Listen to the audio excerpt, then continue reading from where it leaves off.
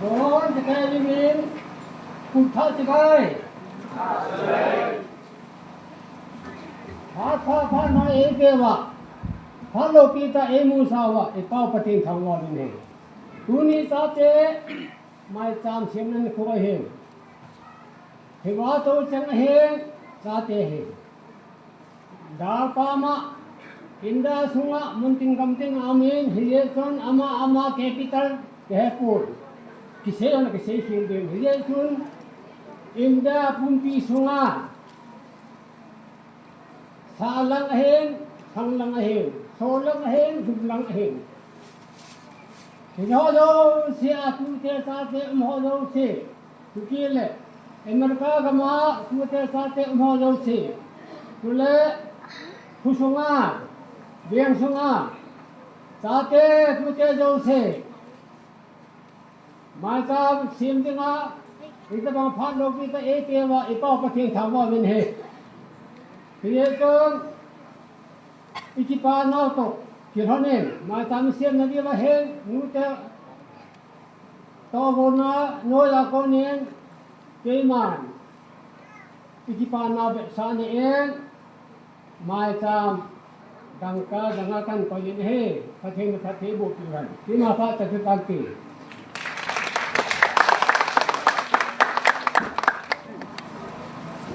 Kipang sa tewa zo sa dinga mai cham sima pa holan mang ni pitven tu na ban sal ki ne tin tua he kin the pupa pha ni ti he vai pha kita bang pha e ku sa wa pathin ta chu ni pathin thang ba na ta pe ma sepenet chuting le ku pi sunguma kuni changia sate ngailut hei minu mipa adia holam kai adia nutein kita bang halo pita gon hom salin mas penin kita bang kingon ho nei te dinga lungyalin ne ya achi sa pila pula naw kinko tam ta mo lem tan kita bang to gon lungyalin tuni khwa khang kha te ai lo tuni khwa lam kai chem to gon lungyalai poin Bila pute ache basa hoi na gyal ngai to howi tuni changia asom ni le sagi le chan na chate mai cham sepi na kingun ho isop jing the yuwin ain ko molem sa bila pute gyal do na chomkhat pandalen service ne yuwin le chen nu se te na le jong le um le chewa an di wote tumi sing so ke tin tipchani tumi khat Umsang ni le som ni langa sungin ibu ipau ayin chuting le inawo mini hinku anamoli minei ama ho kuke wilowa ache sa pila pu ulanaute dial donan thik chenin minir khat nungseten ni siamote minir khat chatlovin anomote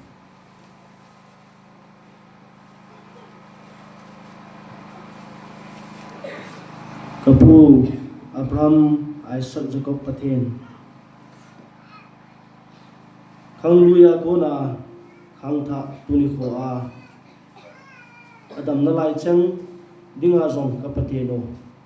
engai lu jing wa chungnu pakai na lum sena nangai lu nei chan win na tun do sa es konom phai khole ho pung tuni changia leisena boy piding min thanna lo pina za chum chum jong le pakai tunia eno tia ko thing lai le koi pi jigen nang so ki pa thu se le ko thang wa ne tuni pakai ti gon ki tong hin konong chan dia in sung le bong sung le gam sunga na ni ta ko ding jin nang so ki pa thu se le ko thang wa ne se galin pakai ung ki to ho hi in Saate hampat abang pat na chan thing diwa pungi to ozo sinang makot tingan hangin tichang izan nenga repen ko pagai si Kristan na kata we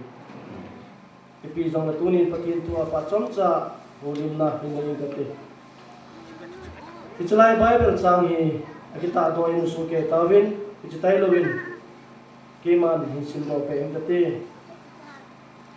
Genesis bung som kumlako sang ni chang kum chu simin kate pakain Joseph chu pi jingin hiji chun amazon milo hing ta hong hin chile apu Egypt mi pa in sunga chun acheng he hijun pakai jan ama pi jinga chile aman ato zo se chu pakai jan ama kuna kunin akan po sa ti chu apu pan mu to ta nahi le pathen tu sin ba la pathen patte bo pu lang tuni ni chalai bible sanga hukita to hin pakai gin ji hin tin se ho akun koi do the ati hi ye chi bible sang hin chi hin ama sa pela ka la do nung chu khang tha te khang dong te hin ko hin cha te hin ko hi bible ga te nga le I pi hi tu pe len pe ham ai no la bible hi sim te nga le khang dong hin ko hi tu pe len pe la kha dong me itu piam ta al ecclesiastes bung som la ni chang a chevela chu na khan dong la yin na se pa gel to in ati I pi nga khan dong la se pa gel to nga ya tunin now te ho cha te ho question ka bo nom chu who is the creator yo so se pa thi koi ham nang ma na sim chu tu ni ko ai a sim pa tu ni fa na he to nga ai nei sim pa he to nga ai nei ka se ji ta ke ka nu tu ni changin ka nu ka pa ka sumin po re hi chu tu ni pathin sim pa hi tu ni ko na sim pa pathin ni ko yam ti hi tu ni igel to nga ai nei hi chu na sim pa gel to ni nga hi I ve na ale le sen miem zo se hi lim le mel elo le lung put za chom chom ti nei hi ai wangin turin miem tam pin Saudi Arabia gama robot ki sim sitian ape over Saudi Arabia gama ama hi Saudi Arabia mi ahitai ti sitian si ape over to le tham miem lu gyal ngai tu do se ne ya ama en mihema dinga ki bol ho zo si abo the ya agam mi hi na chuma ho in ana pe wa sitian si bi na chu ana chen sa oi ka so te ala ai si sem pa dinga chu iti alo pi da dim ba ngai tu le chu mihim khat nang man na sim hi ai wa ori hi lo chu ata hi lo bon hi chi Arabia gam mi te in hi chi gama chu sitian si khat ape te wa mihim khat hi na Allah te wa ale hi chi ati sim pa chu a sim pa ring chu ka lo pi ta dam ti hi tunin ilung tim ba ga gyat kin level ka so te hi chu tunin e ho hi robot jong ki lo ai lo le robot banga ji sim jong ki lo le si hen lang to so ban ga ma dinga jong permanent ori mo nga patin le sim at sa ti a nga e sim ti hi tunin koi ham na sim chu ti hi tunin ka sei no me ne hi chun e wai man ta tunin robot chu le se sumla pa ya cho zo hi so te hi zong la tuni kha patin e pe hin ko sa te hin ko hi in ko hi le se mi hem thilla lo sana dang ka sumla se lin zong a cho do ei lo a hi e hi chun tunin be na ha le sam number bung som ko lang alam sa vela chu in suma he pathen gin la tenga ale pathen he te cha in cheng te in he ti hi chu ni ga na ha ka so ki te pathen na dinga pathen ei sim na flo pathen ei sim pa wi tu ni in I ko ham ei sim pa ei sim lo na hi asi khat te ti he tu ni tha gya lo kin ngai ne hi chun ecclesiastes tam che na le na khan dom lai jin na sim pa gya do in ti ana sei ai hi chu tunin abana ga sei do nom chu yam ta ale a sim pa to khom jing khang dom ka ti nei a sim pa to khom jing ding gya do jing ding khang dom Genesis bung som tum la ko ai jun da sim ta ai Joseph min ko he vela chun ama hi ain ko ai na ha ale aso pi u nau te in Ismail mi te kom azu do wa thadinga agia wa hita ko na chu Potiphar in sunga seile na hi a chu na in ko chu vela chun a u te in jo apam pa hi ko so pi te ho aso pi te no ama apam pa hi le se na dinga ga agia dinga chu lung se ta hin ko nei a vela chun mình hi na dinga dong cho ma hi tha sam no hi di lo ai lo apa na ngai lu sa la cho u te in ama chen dinga lo no pi thei lo sum sil en se ja ma hi ismail mi o ko ma tha sa nga au pa tha sa min ismail mi o cho sa tau te ti ai joseph mi ana pi do wa ana zu do ai wang bela chun joseph hi ai ko abul lang bela chun gente ha sana tam ta puma hi Jesus Christa abu yu pulen pa ta hi khom jing hin khomang khom jing hi jai ipi a result suam particular in suam lai azinu in chonset pi ding in atemin nei lu pin ti hi anagel nei ar sei nei ai wang ama anunga dia cho ke hi asim khat ma hin ane ka ka hi ke ma hi ka dei dia chon the je the kai poi ti ma agel ko nei hi chu ma hi ko hi chon si nei ai nai ti nga ya ale abu hin pula le pa ama asumil pon patin asumil poi ti sei no me nei hi chu ma ri ji sam ta ale ama hi ko hi chu lai le in pi au sum se in apu pa ni pi sayam nang ma no sumin o nei la ko sum la pai sana dam ta ki vai hom na zum se akhang tul e ti hi chi azama ni pi siam ta la hi cho zo se ne go za ka lo se chu a hi thane na zo se nang ma ka pi tai hi cho zo se nang ma kha ne hi ti in la khat chi pam ta la azinu chu a hi thane na pi the lo hi hi chi azinu thane na pi the lo wang azinu in hi chi Joseph chu mi mel hoi ai lo le bona wai ta hi ja chu ama lu pi ding ana te ba nga chu hi chi chon se na chu ama na zam sa ne hi so pe ro ana zam sa ni cha ko na chu ama hin ko che na le zel mu na hin ko mang ki din gen te ta hin ko mang ni hi a zel lu jo cha ga ta bu so pe ro ama hi na ama to ja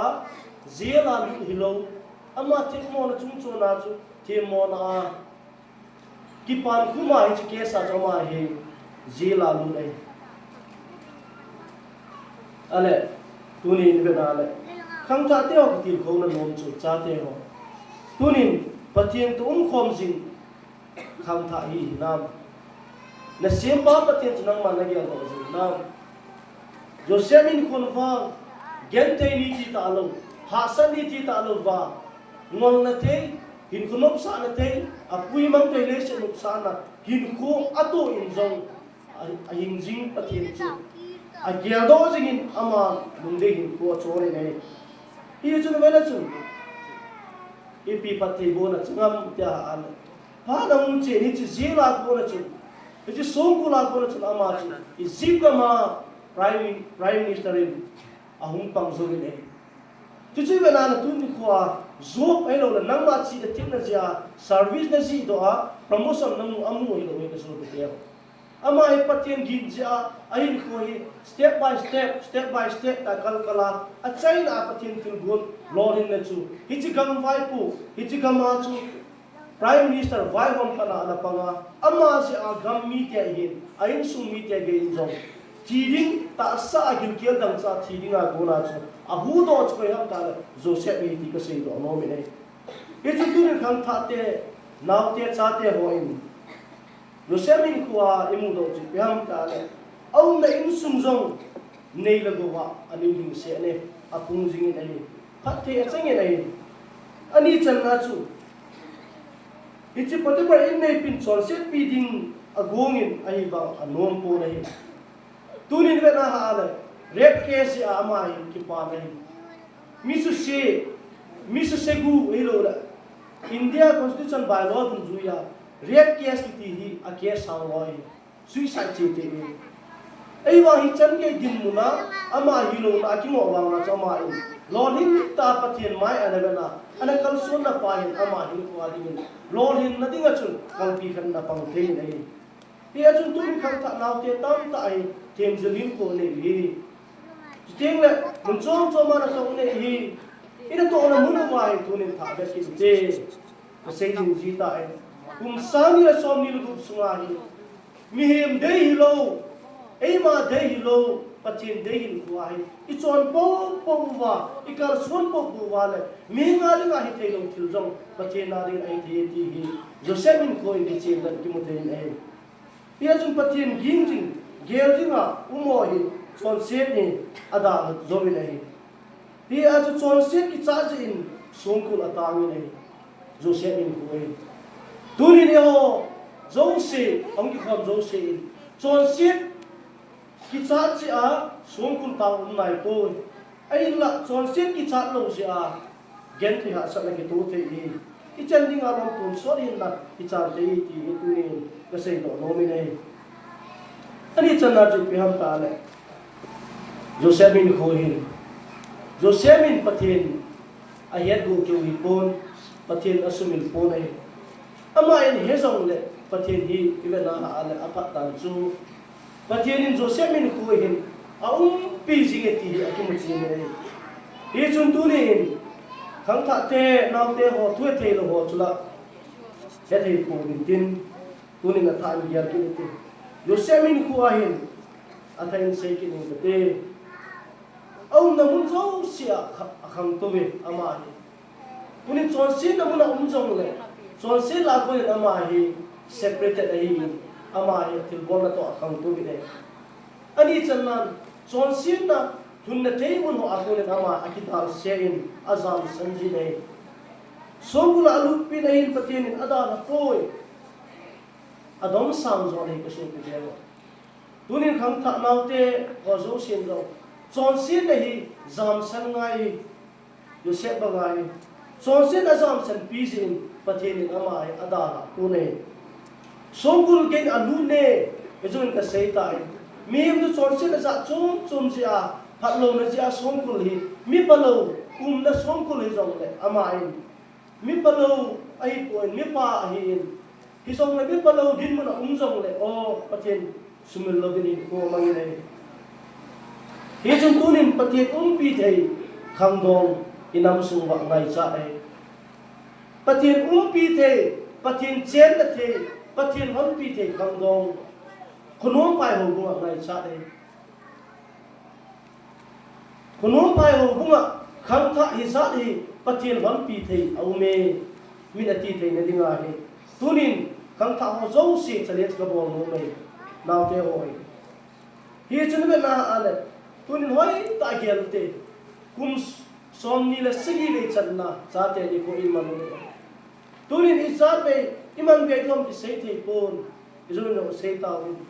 tunin tha be gel do diu chu thil tam ta khial ngai poi tunin ko ai pathen pi thei pathen lung de in khwat si thei chi khom pi thei ka hi nam nahi nam tunin ko ai khang tha te in nu la pa te in ke ka hi I bon wai kum sang ni som ni gup sungai Joseph banga chon sin na mun ila thei na Nikho tiang jong le azam san zo ding nu la pa khang tha tunin challenge ka bol no me nei ye chu tunin velte first Samuel long revelation Elisa pateni chu Israel te hi khat te la kum khat te la khat ge kan chu kun ma nga che ji wai a chi te mo wala mo hi hi chi Jerusalem ho ina kiam ngoi ho hin tu ting la ba pa ho hin hi cho chu kan sa ho a cho ba ili tiam pu ko ma chu kin hai la kan tha mo la chi ji wai ka chu te ba a chi te wa la he hi chi Elisa pateni chu hi chlai mo na nu me hoi Israel mi te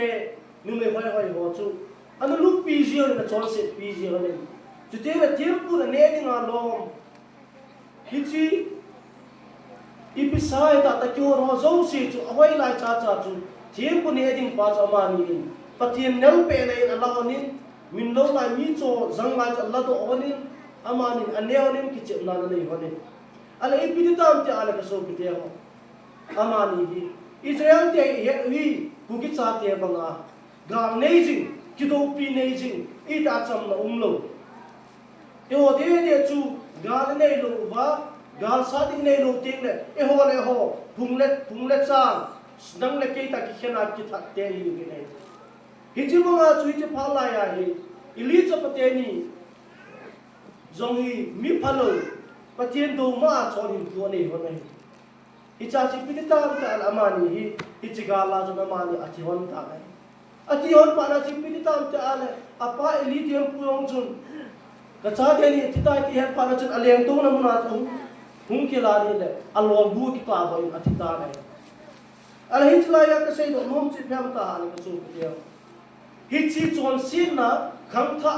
hichi Elizabeth ni chon sin chi a chu ipi umam ipi som ta ale Israel nam sunga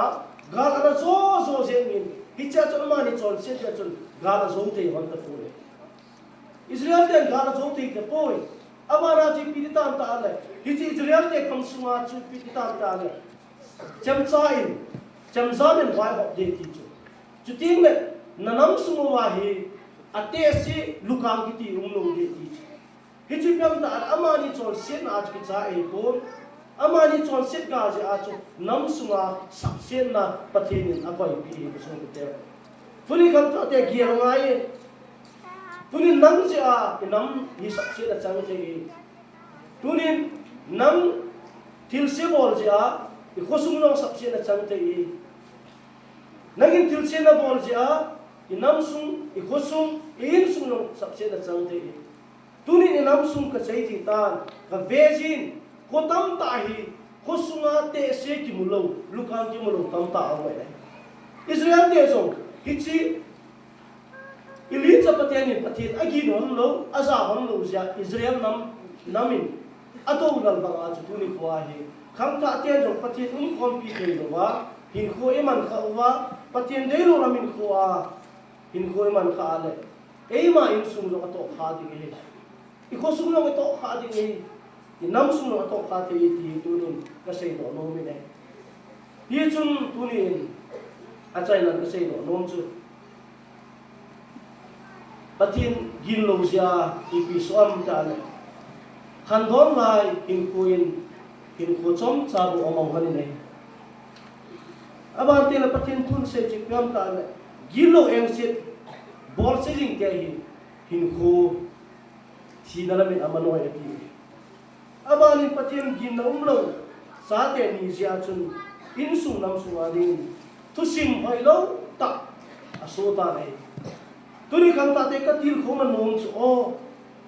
vein in nam sung i gam sung ti ta lawa i khosunga he tunin khang tha te zo sen tu he te lai te zo sen ke khang in ka kho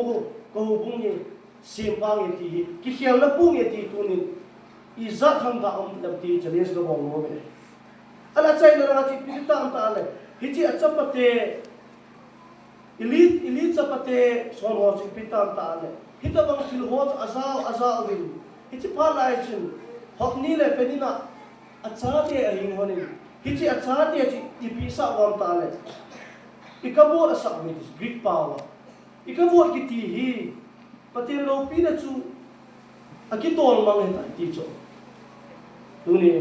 ga ya la ala the glory of God depart from Israel teacher patin lo pin ho zo se chu Israel nam sunga konin agi to mangtai teacher ipisi am aso kete ho ilitsa patin agi lo ja patin anu sunu tai Israel mite anam pum piwa tunin yo bung sunu wa zo khang ta te sa te hon tuni ko pathin gin lo wa ala pathinin ikabut ati banga hi ikopi sum hi pathin ida ha te hi ti igel do nga ji tunin bela chin Israel te do tuni chan ge gam sung nam sung ko kitha ki mat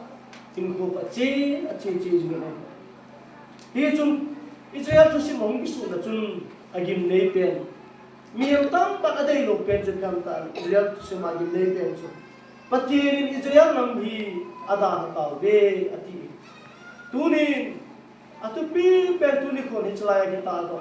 patin gin jin til sia ko ni apel do the ti banga hi tuni til sia ko na apel do the ni dinga hi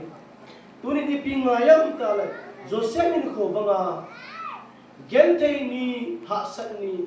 ha sam ni man te hi zong le chon sin na jam san ning pa ka ni 18 beti ka sei ko no ni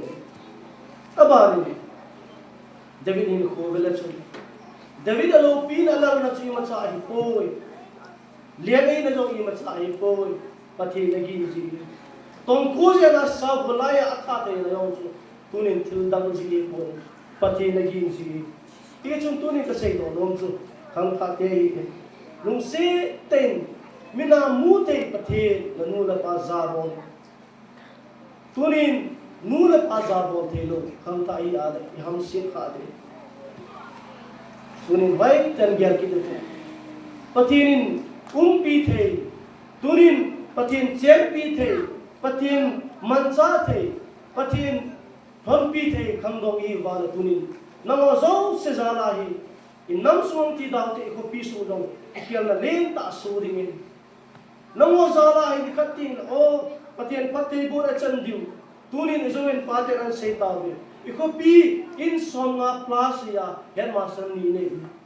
tunin challenge ko bo nom chu kei khangin kei pa sungin lekha ka sim sungin hen master jang ka pung be te Indian army janam khat saving ka te ai lo le lekha te ni janam ka pung be ka te tunin ni piring a hi thot bang hi lungtup lungyang ngai tu na ki nei the ham tunin pa te ngan siu ham na nu te ngan siu ham a hi koi khang ta te tunin kei kiti hi mi nei pam pai jong le mi min mu dingin i ma cha ki hi jong le pathe na ni nga lo se pa nga ki ta pathe na hin ko manga a chi pi ho hi a chai na ting le pathe na dom sang te te jan promotion a pi te te ti hi he wi ne ye chon tu ni khang ta te ho zo se na khan dom lai jena se pa gyal in pathe na gyal to pathe na gi na pathe ni til se ho zo se so se na ho a ko na nadal doa patin dadok sa kuniti tuni pachom cha jong patin tua ga gitil dola chen chen tin ai mingina se khil se ba mala pakai mi ngai dang tin